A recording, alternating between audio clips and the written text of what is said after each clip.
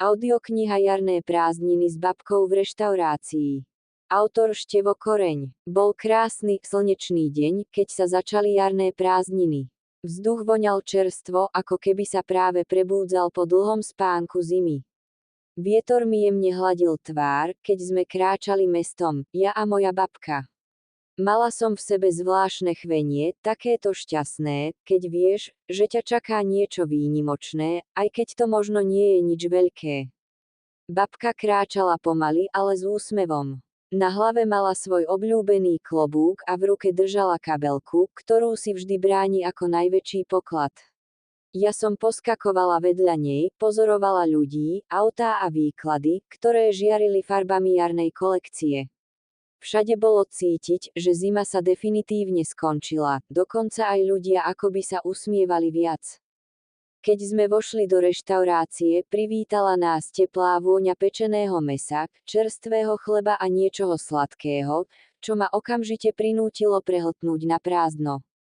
Steny boli vymaľované v teplých farbách a na každom stole bola malá vázička s kvetmi, také drobnosti, ktoré dokážu rozjasniť náladu. Sadli sme si k stolu pri okne. Babka si hneď začala prezerať jedálny lístok, no ja som sa dívala von, na námestie, kde prechádzali ľudia s deťmi, niektorí jedli zmrzlinu, iní niesli balíčky. Všetko pôsobilo akosi pokojne, ako keby sa celý svet rozhodol na chvíľu zastaviť, aby si aj on oddychol od zhonu. Tak čo si dáš? Spýtala sa babka s úsmevom. Niečo dobré, odpovedala som s úsmevom ešte väčším. Bola som šťastná. Nie preto, že som mala pred sebou tanier, ale preto, že som bola s ňou.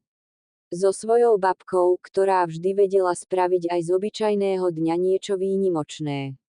A v tej chvíli som si povedala, že tieto jarné prázdniny budú nezabudnuteľné.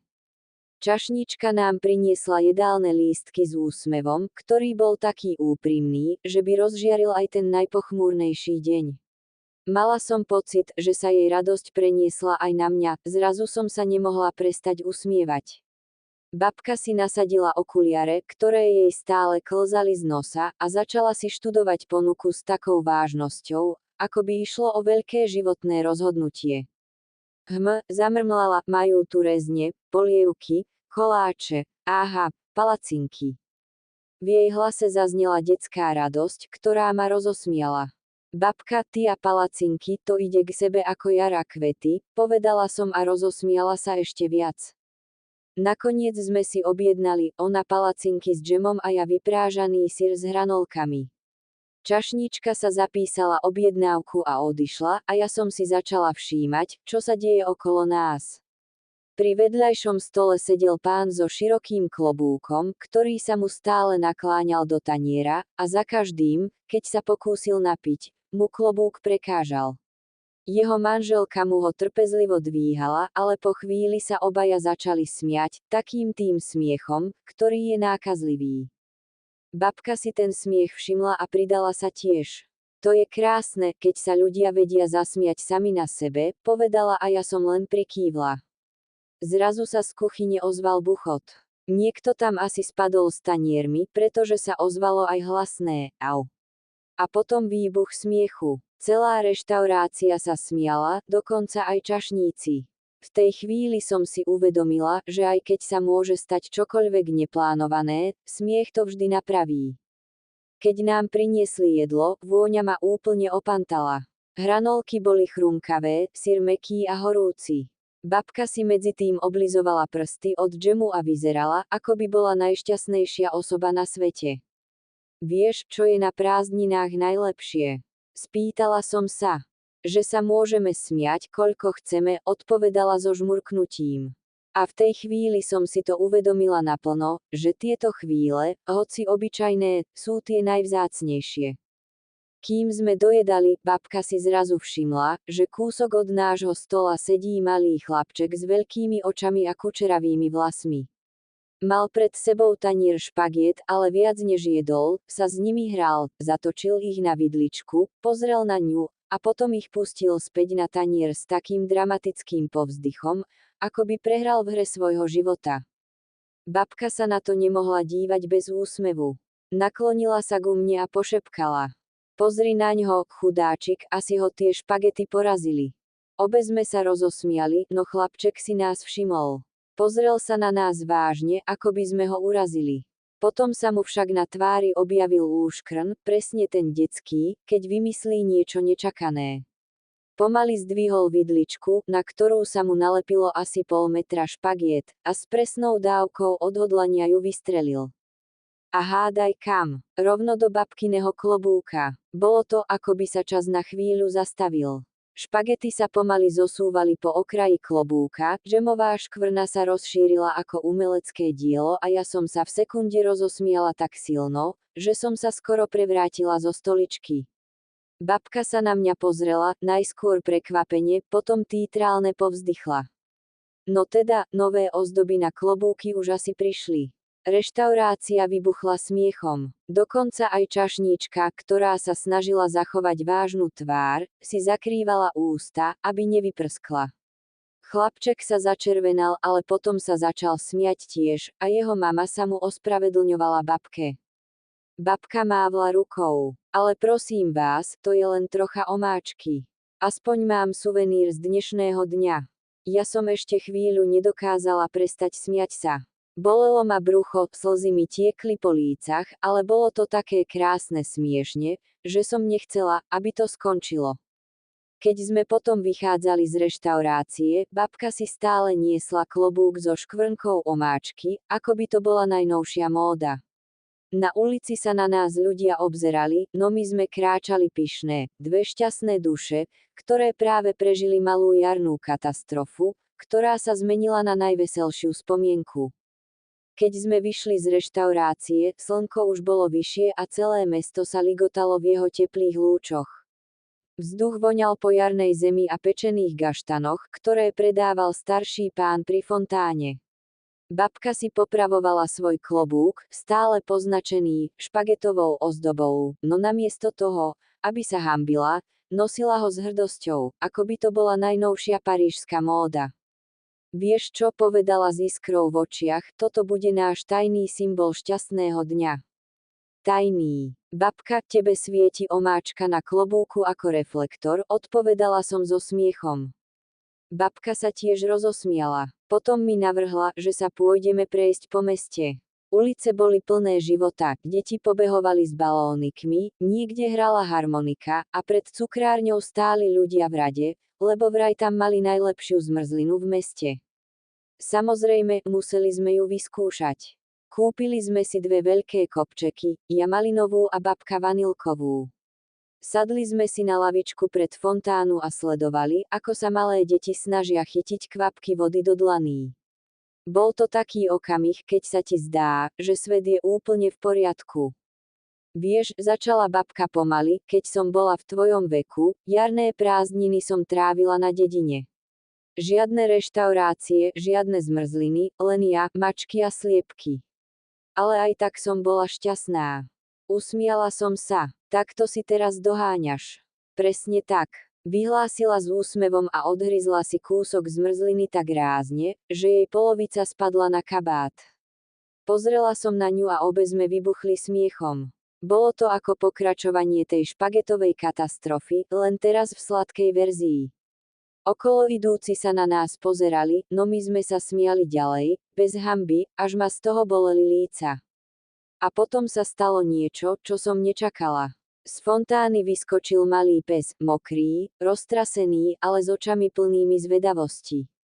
Vbehol rovno k babke, posadil sa jej k nohám a zakňučal, ako by ju prosil o pomoc. Aha, povedala babka s nežným úsmevom, asi sme si našli nového priateľa.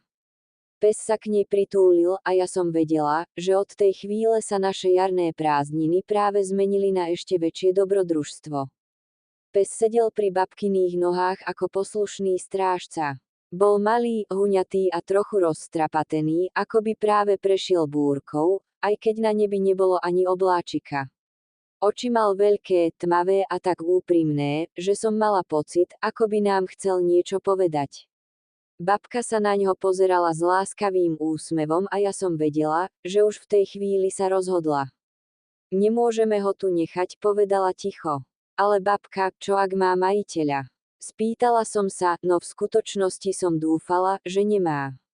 Pes akoby tušil, že ide o jeho osud, sadol si bližšie, položil hlavu babke na koleno a jemne zakňučal. Babka si vzdychla, ale s úsmevom. No dobre, kamarát, tak ideš s nami, povedala a pohladila ho po hlave. Vyrazili sme teda mestom s novým spoločníkom, ktorý veselo cupital vedľa nás. Ľudia sa za nami obzerali, babka s klobúkom so škvrnou od špagiet, ja s roztopenou malinovou zmrzlinou na tričku a malý psík, ktorý vyzeral, ako by práve objavil nový svet. Bola to najveselšia trojica široko ďaleko. Po chvíli sme sa zastavili pri parku. Tráva sa už začínala zelenať a vtáky spievali tak nahlas, že to znelo ako jarný koncert. Pes behal okolo nás, naháňal motýle a babka sa smiala tak, ako som ju už dlho nepočula. Vieš čo, povedala, keď sa pes konečne unavil a ľahol si do trávy. Volajme ho Jarník. Prečo práve tak? Lebo sa objavil presne vtedy, keď sa všetko prebúdzalo. A priniesol radosť. Zasmiala som sa. Sedeli sme v tráve, slnko nás hrialo, a cítila som, ako ma zaplavuje ten zvláštny pocit, pokoj, láska, spokojnosť. Lenže babka, ako vždy, musela pridať trochu zábavy. Vytiahla z kabelky vreckovku, zviazala ju Jarníkovi okolo krku ako malý šál a vyhlásila. Hotovo. Teraz vyzerá ako pán pes z veľkého sveta. Okolo idúce deti sa zastavovali, smiali sa a hladkali ho. A Jarník sa kúpal v pozornosti, ako by to robil celý život. Keď sme sa vracali domov, mala som pocit, že sa naše jarné prázdniny práve premenili na niečo magické. A to všetko kvôli jednej náhodnej návšteve reštaurácie a klobúku s omáčkou. Keď sme dorazili k babke domov, Jarník sa rozbehol po chodbe ako malý vír, čuchal každý kútik a obzeral si nábytok s očami plnými zvedavosti. Babka sa smiala a ja som sa len snažila držať krok s ním, pretože každý jeho pohyb bol rýchlejší než moje nohy. Dobre, Jarník, toto je tvoj nový domov, povedala babka a jemne ho chytila za obojok. Pes sa však rozhodol, že bude prvý, kto preskúma kuchyňu. Vbehlo tam a zrazu sme mali chaos. Misiek bolo viac, ako sme čakali, papieriky zo stola lietali vzduchom a Jarník, ako by vedel, že sa ho pozeráme, sa zasmial alebo aspoň my sme si mysleli, že sa smeje. Babka sa sklonila a chytila ho za zadok, aby ho otiahla od stola. No dobre, vidím, že tu si urobil malú revolúciu, povedala so smiechom. Ja som si všimla, že v obývačke sa kotúľa loptička, ktorú babka nechtiac zabudla pod gaučom. Zrazu sa rozbehla a Jarník ju chytil medzi zuby. A vtedy sa začala najzábavnejšia časť dňa. Behal okolo, skákal, kotúľal loptičku a my sme sa s babkou len pozerali a smiali sa tak, že sme mali brúšká úplne stuhnuté od smiechu. Pozri sa, aký je šikovný. Povedala babka a ukázala na neho, keď preskočil malý stolík. Šikovný alebo nezastaviteľný? Spýtala som sa, stále sa smejúc. Jarník nakoniec upadol do trávy, teda do koberca, a tam sa válal, spokojný a unavený. Babka sa k nemu pridala, sadla si na zem a začala mu šúchať brúško. A ja som si k nej prisadila. Bolo to také jednoduché a predsa som cítila nesmierne šťastie. Vieš, povedala babka, ja som si myslela, že tieto prázdniny budú len obyčajné. A teraz máme psíka, ktorý nás rozosmieva a celý dom je plný radosti. Presne tak, prikývla som a ja mám pocit, že sa nikdy nezabavíme viac. Lenže v tej chvíli sa ozvalo jemné zavrčanie. Jarník sa postavil, rozčuchal uši a pozeral smerom k dverám. Otvorili sa a mačka, ktorú babka tiež občas krmi, sa postavila v dverách a pozerala na nás ako kráľovná, ktorá práve objavila inváziu. Babka sa zasmiala a povedala. Tak, Jarník, toto bude ešte väčšie dobrodružstvo, než som čakala. A ja som vedela, že tieto prázdniny sa práve stali najveselšou kapitolou nášho života. Mačka sedela pri dverách ako malá kráľovná a Jarník jej neveriacky pozeral do očí. Bola to chvíľa napätia, nebojácny psík a majestátna mačka, obaja pripravení na bitku, ktorá by rozprávala celé mesto. Lenže namiesto boja sa stalo niečo úplne iné. Mačka sa pomaly priblížila a olízala Jarníka po nose. Pes sa zľakol, odskočil dozadu a pritom sa mu z papule vysypala loptička, ktorú sme mu dávali pred chvíľou. Loptička sa odkotúľala až k stolu a spadla rovno do pohára s vodou. Voda sa rozprskla všade, na koberec, na babkin klobúk a dokonca aj na moje tričko. Babka sa zachytila stoličky, no jej smiech bol taký veľký, že sa jej trasuli ramená. No teda, toto je priateľstvo na prvý pohľad. Vyhlásila, ukazujúc na psa a mačku, ktoré teraz spolu sedeli a čuchali si labky. Ja som sa rozosmiala tak veľmi, že som si sadla na zem vedľa nich. Jarník sa ku mne pritúlil a mačka sa odvážila pristúpiť bližšie, až sme tvorili malý kruh smiechu, vody a chlpatých končatín. Potom sa stalo niečo úplne neočakávané. Jarník sa rozhodol, že je čas prekvapiť nás a skákal na gauč, pričom mačka ho rýchlo nasledovala. Obaja sa hýbali ako malé tornádo. Polička s vázičkami sa začala nakláňať, no našťastie sa nič nerozbilo. No toto je už úplná katastrofa, povedala babka, stále smiechom bez hlasu. Ale krásna katastrofa, doplnila som a nevedela som prestať smiať sa. Nakoniec po 10 minútach plných chaosu, sa obaja uložili na koberec a začali sa spolu valchať. Mačka sa schúlila do psíka, Jarník sa snažil prehryznúť jej uško a my dve sme ich pozorovali ako najšťastnejšie bytosti na svete. Vieš čo, povedala babka, tieto prázdniny sa zapíšu do histórie. A to len preto, že sme prišli do reštaurácie a ja som mala klobúk so špagetami. Cítila som rovnaké šťastie. Svet bol krásny, veselý a úplne nepredvídateľný. A ja som vedela, že tieto chvíle si zapamätám navždy. Na druhý deň, keď slnko svietilo ešte jasnejšie a vzduch vonial po jarných kvetoch, babka navrhla, že pôjdeme na prechádzku do parku. Jarník bol nadšený, skákal a behal okolo, zatiaľ čo mačka, ktorú sme nazvali Púčik, kráčala elegantne po chodníku, ako by bola šéfkou celej výpravy.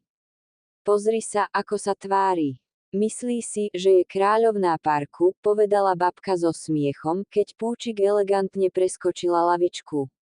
Park bol plný detí, ktoré lietali na kolobežkách, rodičov s kočíkmi a starších ľudí, ktorí krmili kačky pri jazierku. Jarník okamžite rozbehol naháňačku za motýľmi, ktoré tancovali vo vzduchu, a ja som sa rozbehla za ním, aby som mu ukázala, že sa nezľaknem jeho šialených nápadov. Mačka Púčik sa rozhodla prejsť po okraji fontány, pričom každý krok bol taký opatrný, že som sa musela smiať. To je balet v reálnom živote, povedala som babke, ktorá sa usmievala a fotila všetky naše bláznivé výstupy mobilom. Náhle sa Jarník rozhodol, že je čas na ďalšie dobrodružstvo. Skákal do jazierka, aby chytil vodného motýľa, vlastne len list, ktorý plával po hladine. Samozrejme, voda sa rozprskla všade, aj na Púčika, ktorý sa preľakol a vyskočil rovno do kríkov, odkiaľ na nás len pozeral s výrazom, toto nebolo v pláne. Ja som sa smiala tak nahlas, že ma babka musela držať, aby som nespadla. Jarník vyšiel z vody ako víťaz, celý mokrý a šťastný, a Púčik, hoci trochu mrzutá, nakoniec pristúpila a začala sa otierať o jeho chlpaté telo, ako by ho vítala do svojho kráľovstva. Pozri sa, toto je perfektný deň, povedala babka a hladila Jarníka po hlave. Najlepší, prikývla som, zatiaľ čo sme sedeli na lavičke a sledovali, ako sa park premieňa na naše malé dobrodružstvo plné smiechu a radosti. A v tej chvíli som si uvedomila, že jarné prázdniny nie sú len o cestách a jedle. Sú o týchto chvíľach, o smiechu, nečakaných priateľstvách a o tom, že všetko, čo sa stane, môže byť nádherné, ak sme s tými správnymi ľuďmi a psom a mačkou po svojom boku. Po prechádzke v parku sa babka rozhodla, že pôjdeme ešte objaviť skryté zákutia mesta. Jarník pobehoval pred nami, nos čuchajúci každý kútik, a Púčik, hoci stále trochu skeptická, sa držala blízko, ako správna elegantná spoločníčka. Na jednej úzkej uličke sme narazili na malý trh s jarnými kvetmi a rôznymi stánkami. Vôňa čerstvých byliniek a pečeného chleba nás okamžite očarila. Jarník sa rozhodol, že jeho misiou je preskúmať každý stánok. Skákal medzi kvetinami, pričom občas šliapol do malého kvetináča, ktorý sa šťastlivo zrútil len do trávy. Púčik ho nasledovala, ale opatrne, každý jej krok bol doprevádzaný elegantným, takmer aristokratickým pohybom. No teda, to je chaos. Smiala sa babka, keď Jarník objavil stánok s medovníkmi a začal ich očuchávať tak, ako by skúmal, ktorý je najlepší. Pozor, babka, on chce ochutnať všetko. Zasmiala som sa, keď videla, že psík si omylom zobral kúsok medovníka do papule a šmykol sa von z rúk predavača. Púčik medzitým našla malú škatulu s farebnými stužkami a začala ich ťahať po zemi, až sa jej do nich zamotal chvost. Vyzerala úplne rozkošne, ako malá princezná, ktorá hrá pre vlastnú zábavu. Babkin smiech bol úplne nekontrolovateľný. To je lepšie než akýkoľvek cirkus, povedala a hladila Púčika, ktorý sa stále snažil vyslobodiť z farebných stúch. Ja som sa pridala k smiechu, keď Jarník začal nosiť stužky v papuli ako malý poklad. Ľudia okolo sa tiež usmievali a niektorí dokonca kričali, aký šikovný psík. Alebo, to je tá najkrajšia mačka, akú som dnes videla. Nakoniec sme sa všetci traja, ja, babka a naši chlpatí kamaráti, schúlili pod stromom s loptičkou, medovníkmi a stužkami okolo nás. Svet sa zdal byť presne tam, kde má byť, veselý, bláznivý a úplne náš. A v tej chvíli som vedela, že tieto jarné prázdniny sa zapíšu do mojej pamäti navždy, ako najveselšie, najbláznivejšie a najkrajšie dobrodružstvo, aké som kedy zažila. Keď sa deň začal pomaly meniť na večer, slnko klesalo za strechy domov a zlatilo celé mesto teplým svetlom, babka navrhla, že sa vrátime domov. Jarník sa s nami ochotne vybral, hoci sem tam ešte pobehoval za motýľom alebo listom vo vetre, a Púčik kráčala po chodníku ako pravá kráľovná, občas si len naklonila hlavu a pozerala na nás so svojou typickou dôstojnosťou. Keď sme dorazili domov, babka urobila čaj a sadli sme si do obývačky. Jarník si ľahol vedľa babky a Púčik sa uložila na moje kolená. Celý deň sme prežili smiechom, bláznivými situáciami a nečakanými dobrodružstvami, a teraz sa zdalo, že všetko, čo sa stalo, patrí do tej najlepšej rozprávky. Vieš, povedala babka, keď som jej podávala šálku horúceho čaju, tieto prázdniny budú navždy v mojom srdci. Aj v mojom, prikývla som. Pes zaspal s labkou na babkinom kolene a mačka jemne prechádzala svojou hlavou po mojich rukách, pričom sa ozývalo len tiché mňo a občasné vrčanie spokojnosti. V izbe bolo cítiť teplo, pohodu a tú zvláštnu radosť, ktorá sa dostaví len po dni plnom smiechu, nečakaných zážitkov a spoločnosti tých, ktorých máš rád. Babkin klobúk, stále so špagetovou škvrnou, visel na vešiaku ako trofej nášho veselého dobrodružstva a ja som sa usmiala pri myšlienke, že každý detail tohto dňa, od jedla v reštaurácii až po chaos v parku, sa stal súčasťou nášho malého sveta šťastia. Tak teda, zajtra pokračujeme. Spýtala sa babka, keď sa Jarník zachrapčal spokojne. Určite, povedala som a cítila, ako ma zaplavuje teplo šťastia. A tak sa skončil náš jarný deň, deň smiechu, dobrodružstva a nečakaných priateľstiev. Denník plný radosti, ktorý si navždy uchovám v srdci a ktorý mi pripomenie, že najlepšie chvíle nie sú vždy naplánované, ale tie, ktoré vzniknú spontánne, s tými správnymi ľuďmi, a so psíkom a mačkou po boku. Kniha bola napísaná 26.2.2026. Autor Števo Koreň.